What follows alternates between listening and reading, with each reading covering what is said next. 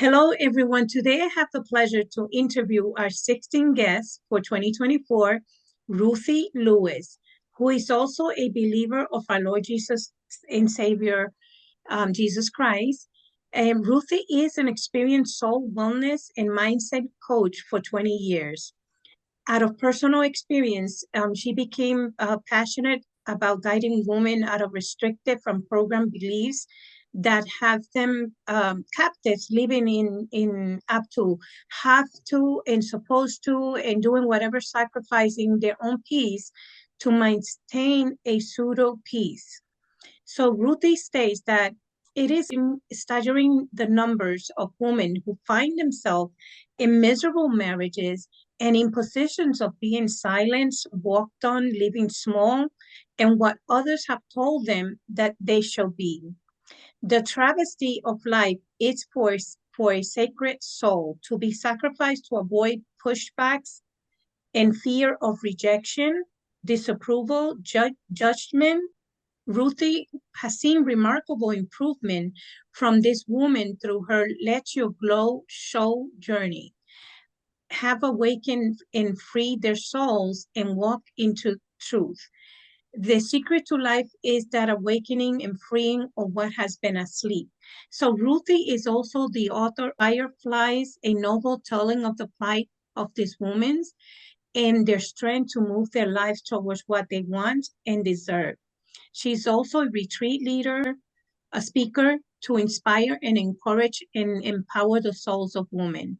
Ruthie will share a little bit about her background, how she became a Christian, and then we'll go on discussing the topic for today, which is we've been programmed to be silent. And at the end, Ruthie will share some words of encouragement. So we welcome Ruthie to encourage our podcast. And the first question, of course, is to share a little bit about your background and how did you become a Christian? How and when did you feel that you needed to change and why?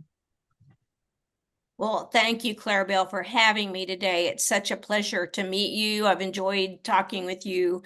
My story, of course, is a very long one, but tracing it back and making it a long story short, yes, I became a Christian very young because I was raised in church.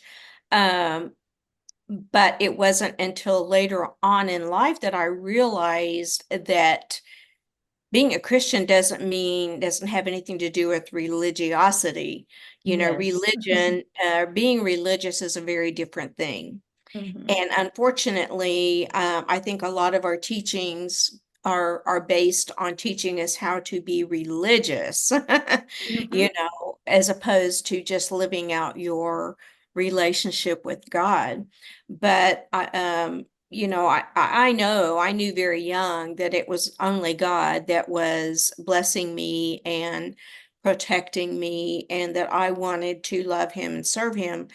Um, and that would be the blessing in my life. And so that happened early on. However, religiosity took me to believe things that just weren't true, especially Mhm. concerning what women are taught to do, Mhm. or taught to believe, let's put it that way. Yes. So thank you for sharing your testimony. And I want to start by sharing this quote. If you are to free yourself, you must break the chains of oppression yourself. Only then can we express our dignity. Only when we have liberated ourselves can we cooperate with other groups. Any acceptance of humiliation, indignity, or insult is acceptance of inferiority. And this quote is by Winnie Mandela. So we have been programmed to be silent.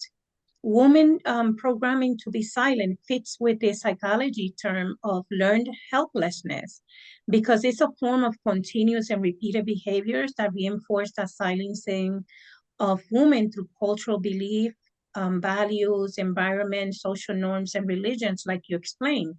As a result, the women stop trying to change their situation, even when they know that they have the ability to do so. And of course, we are referring to the oppression, the physical and the spiritual abuse of women that they often experience that keeps them in that cycle of silence. Do you Absolutely. agree with the statement? If you agree with the statement, yes or no, or you can explain why. And can you elaborate on the topic when we have been programmed to be silent? And what can keep a woman trapped in that learned helplessness of keeping that peace? Well, I absolutely agree with that concept and that quote. And it's actually the reason I became a life coach in the first place.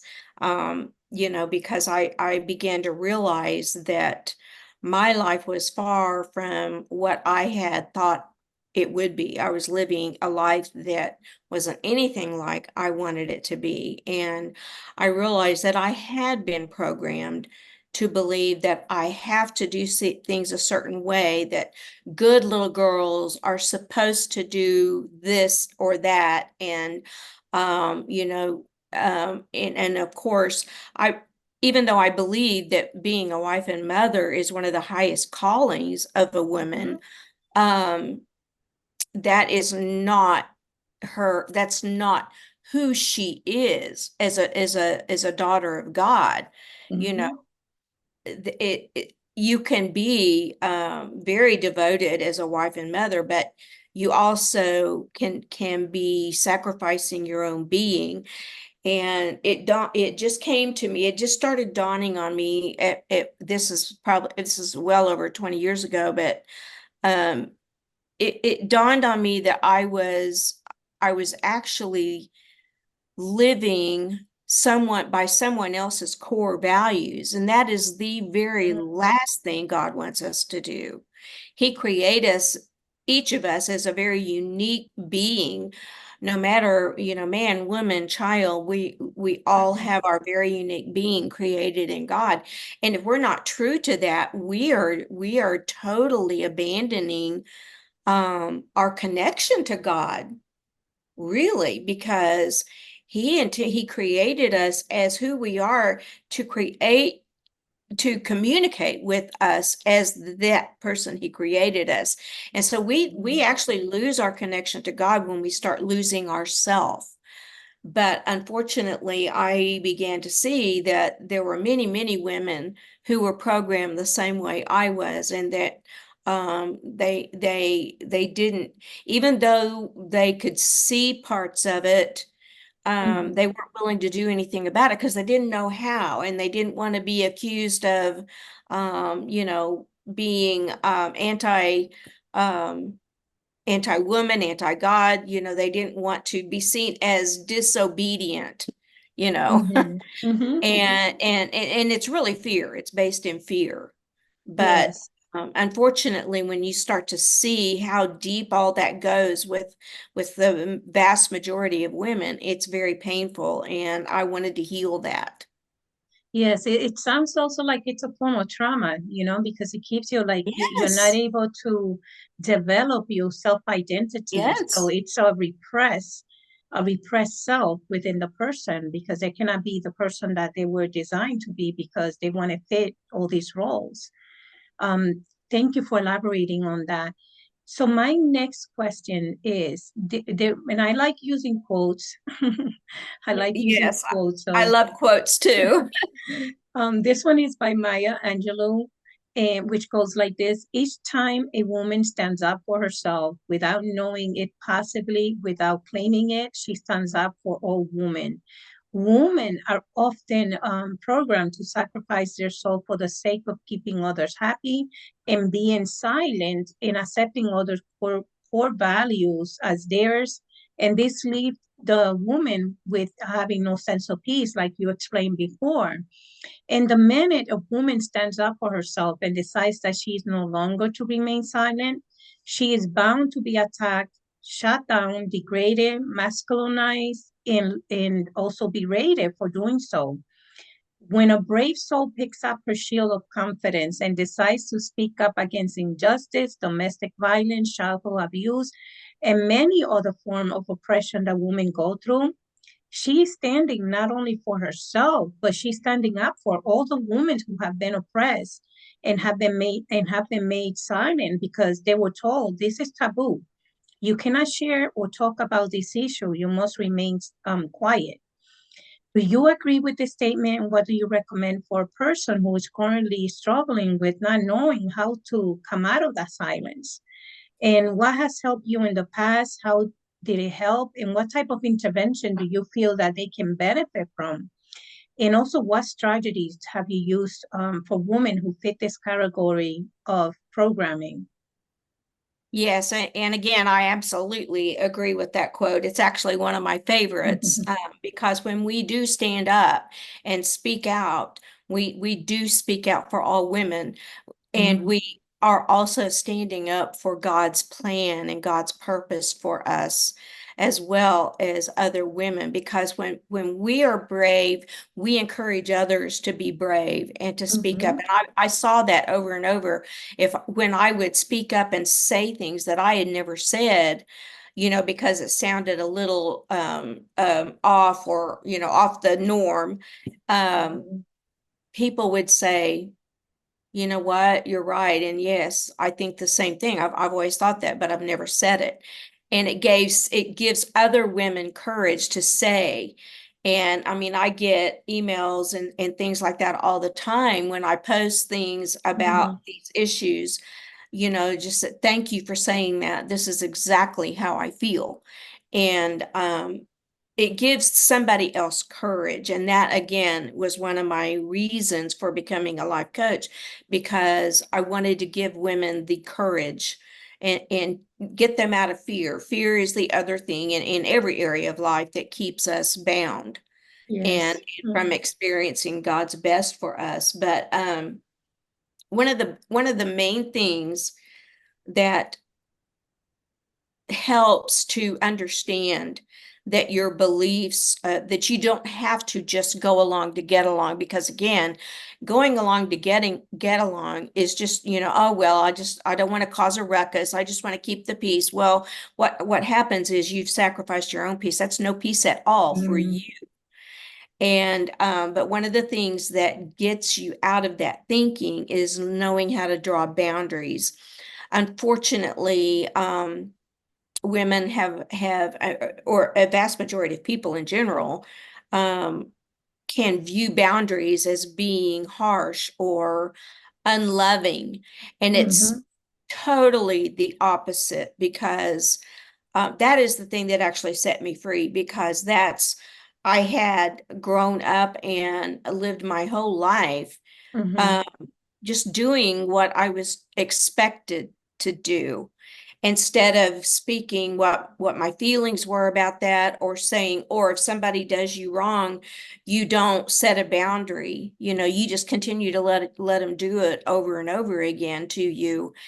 And drawing boundaries is nothing but protecting your soul, mhm, because when someone does something that doesn't line up with you, or even abuses your being, um, we actually have I believe, a mandate from God to say, no, you can't do that, because God makes me a worthy being, and you can't mistreat what God created. And that's kind of the mindset behind drawing boundaries that I had to tell myself and get used to, mhm, in order to be brave enough to draw boundaries and just say no.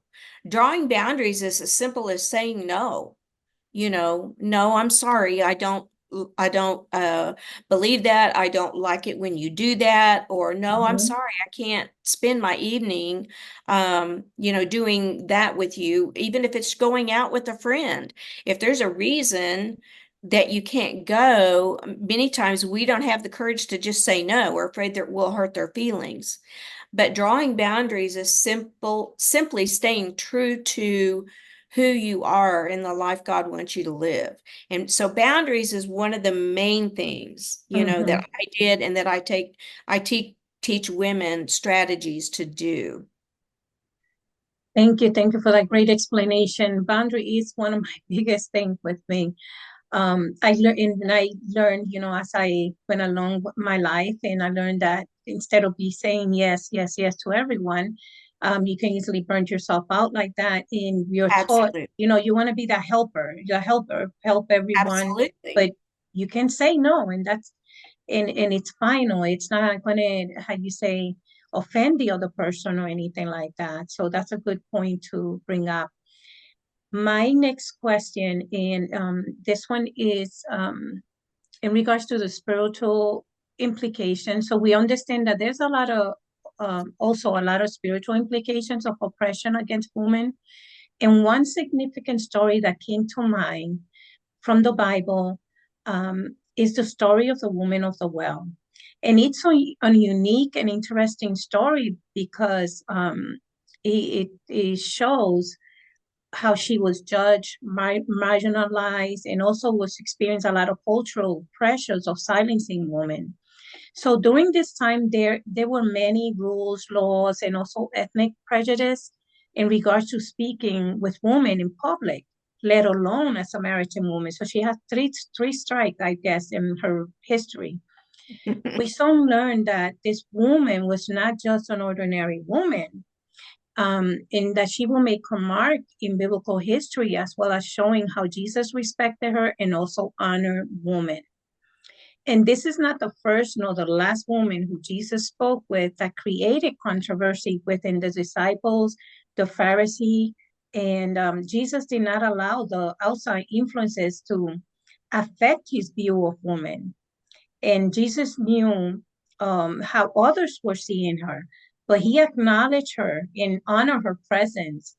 And one of the remarkable things that Jesus did was that he looked at her straight in her eyes and asked her for water. And this was also not acceptable in those days, but Jesus was trying to show the value of in demonstrating acceptance and honoring that woman as a person, as well as offering her the gift of salvation. Even the Samaritan woman told Jesus, "You're a Jew and I'm a Samaritan woman, and you're asking me for water." She did not stay silent. Her culture demanded her for her to do. Because of her, many others heard the good news of Jesus Christ. So instead of staying silent, she went and told the whole town. She did not remain silent. She regained her honor, her self-confidence, her self-esteem, and her salvation. How can we apply this lesson to the topic when we've been programmed to be silent? So as a role model and Christian mentor, can you share a word of encouragement to all the listeners who may be struggling with being silenced? And how can this story, and how can we apply this story to women who feel silenced because of cultural norms and environment abuse or oppression? And what is your take of the story?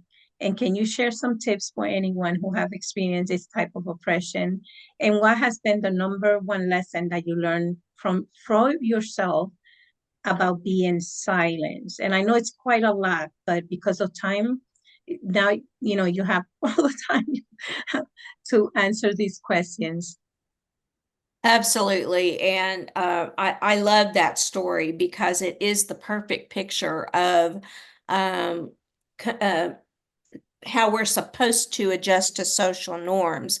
That's how we get the mindset of, well, you're supposed to do this. And that woman believed who she was because everybody told her who she was Mhm. and told her what she could and could not do and what was acceptable and unacceptable. So in her mind, she was totally unworthy of any goodness. She was totally, she knew she was judged by everybody.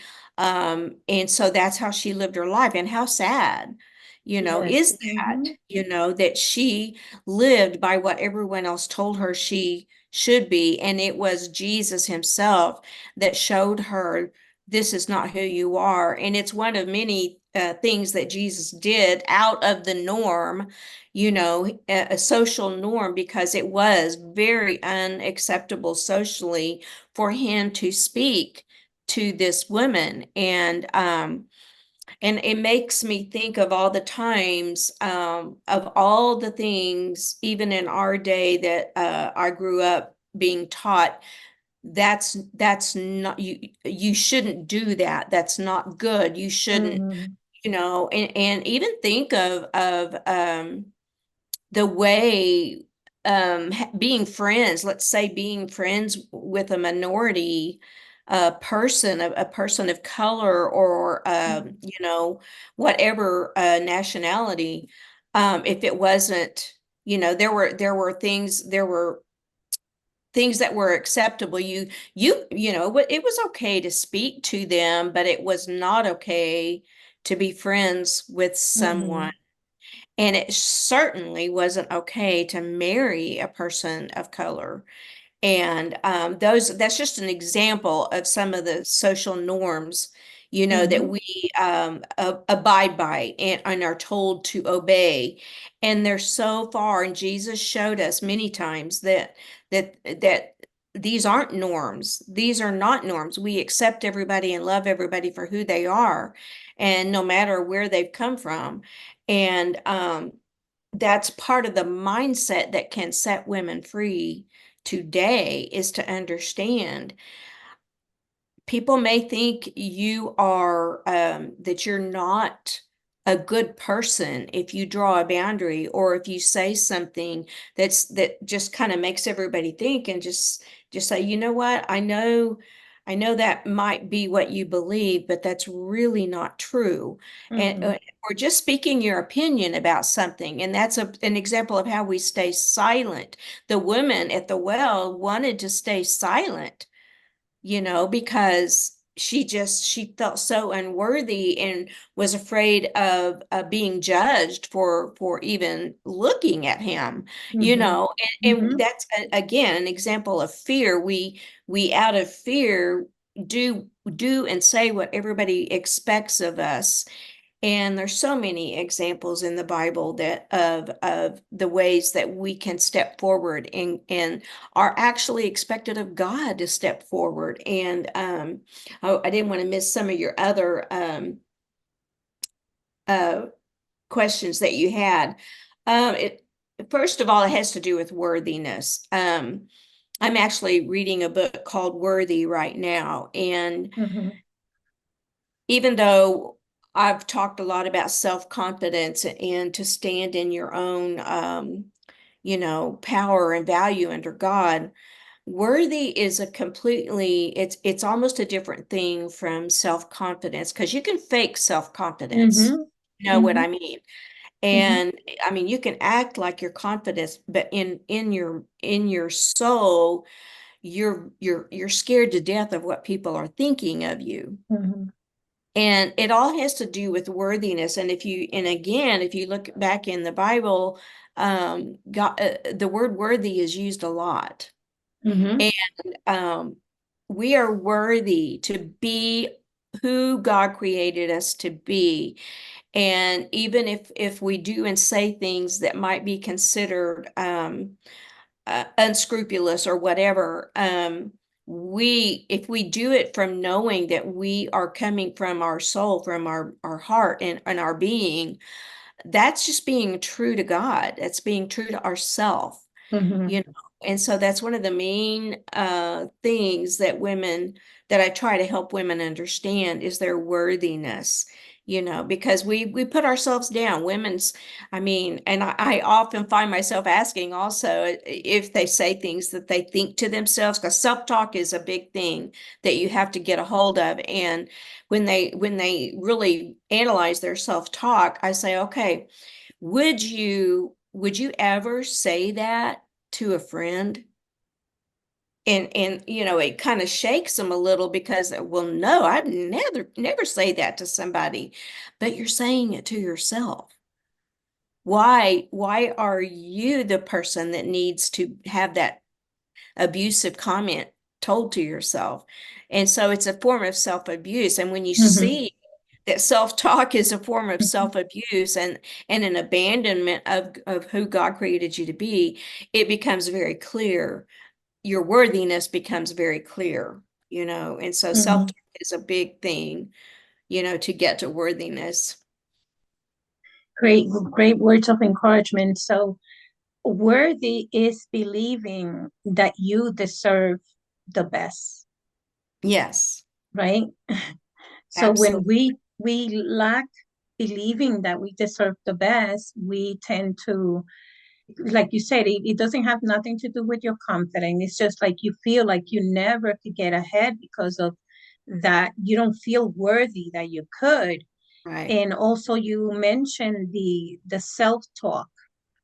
We should be talking to ourselves, hey, you can do it. You're courageous, you're brave, you have the skills, you can do this, Yeah. rather than putting ourselves down. But that's also part of that learned helplessness, that Yes, because we've been absolutely. right, because we've been in Absolutely. that environment where we've been told you shouldn't do that, or girls don't do that. That's not, the type of work you can do, or things like that. Absolutely. Or when the person starts maybe trying to do like a different job, and they or no, better example, I was thinking, as a child, when a child is constantly berated or constantly being told, you cannot do that, you cannot do this, or that's not the way you do it, you're doing it all wrong, or a lot of that negative talk, it stays within that mindset of that child. Mhm. And especially in some cultures, like with the females, that they're told, you cannot do this, this is not part of our religion. In our religion, you dress like this, you eat this certain way, and nothing against any religions or anything, but it causes some repression, and it causes that type of feeling of learned helplessness. No, I can do that, or they just basically just give up on everything and their dreams and their goals. What's your take on that? Yeah, almost every woman I work with has eventually realized that some of her self-criticism goes back to things she was told as a child. And some of them are not even meant to be critical, but as a child, it's perceived as critical. And and that goes with anybody really. Sometimes things people say, we perceive them as critical when they're not, but it is very common for children to feel criticized as a child, and it's kind of sad, but it's the truth. And almost every child judges themselves by what they were told was not good about them, and that criticisms that they heard growing up, especially somebody that was bullied, say. But anyway, that's one of the major things we find as adults, that we Mhm. that Mhm. we criticize ourselves because we were told that there's certain things, or we weren't. When you think about people, women, when you're given a compliment or given some kind of notoriety, what's the first thing we do? Oh, oh no, Mhm. you don't need, you don't need to do that. Well, that all comes from I don't deserve it. Mhm. A And good so point. why did we Mhm. do that? I mean, we accomplished something and we're being noticed by it. And that's the one thing we actually know that we need in our life, but we reject it. Mhm. Mhm. We end up rejecting it because of our sense of worthiness. Yes, I'm glad that you mentioned that. It's so important for the listeners to also learn that sometimes part of this is also being silenced, is that not being able to accept those compliments, and when you get those compliments and when you're doing well, it's almost because we've been, that worthy comes in place, like you don't feel worthy. I thank you for your time. I thank you for the great knowledge and expertise that you share with us. And one last, number one lesson that you learned about being silent, that you can encourage the ladies today, or the One, listeners. one Mhm. question I always ask is, what is it costing you to Mm, stay silent? What is it costing you to stay the same and not speak up? What are you sacrificing? What is it really costing you? And I also ask, where is your life going to be in 1 year, 5 years, 10 years?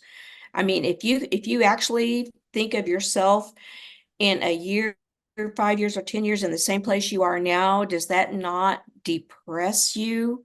You know, Mhm. think about that. But we don't think in those terms. We just try to exist in our present moment, you know, just survive. And God doesn't want us to just survive. He wants us to live life, the one precious life that He gave us, you know, to the fullest. Mhm. Thank you for that great encouragement. Very important for the listeners. Any last thoughts that you want to share? We got just a few minutes. Well, again, I would just encourage any woman that is feeling like her life is hard and or difficult, or she's worthless, or actually miserable, which is what I find people, and they don't talk about it. What, you know, tell somebody about what you're living that you don't want in your life. Talk about it.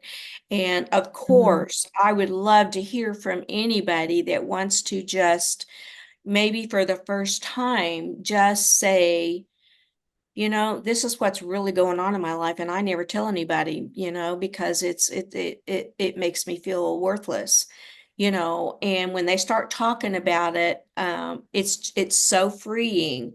And so Yes. if you want to be free, I would just encourage you to talk about it. Feel free to email me. You know, what anything you want to do. I can give you books to read. I can, you know, I can help you come up with an answer for whatever it is you're going through. Great. Thank you. So the important thing is not to stay silent, right? Exactly. So Exactly. thank you so much. It has been Thank you, great. Clarabelle. I've really You're enjoyed this, welcome. and just the chance, you know, to talk about this Mhm. always lifts my heart. Yes, it's the woman at the well is just like it's a story that always still stays with me. Because it's remarkable. Even Jesus did not mistreat women. What gives anybody else the right to not see women with that respect? He was God himself. Absolutely. That's why it's so impactful. So thank you so much.